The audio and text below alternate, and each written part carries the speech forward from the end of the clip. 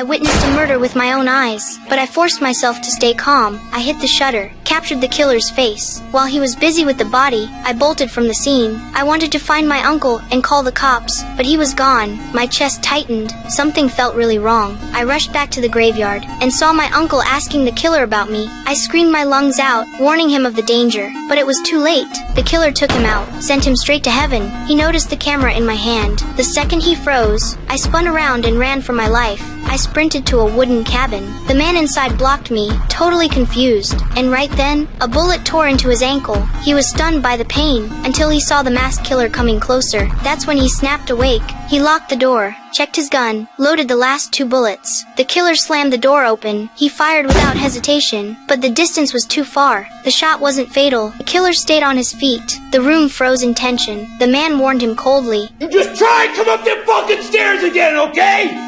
I will blow your fucking head clean off! I'm getting the police on the line right now!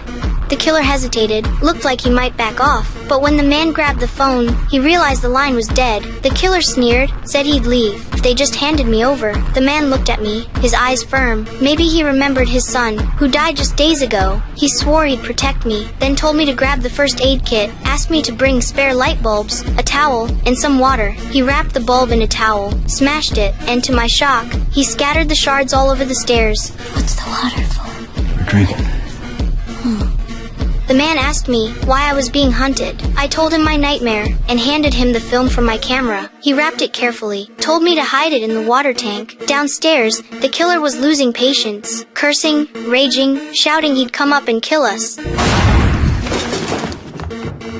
Just then, a patrolling cop heard the gunshots. Eager for credit, he didn't call for backup. Came alone. He quickly found the cabin, but the killer stayed calm, put on his mask, got ready for the fight.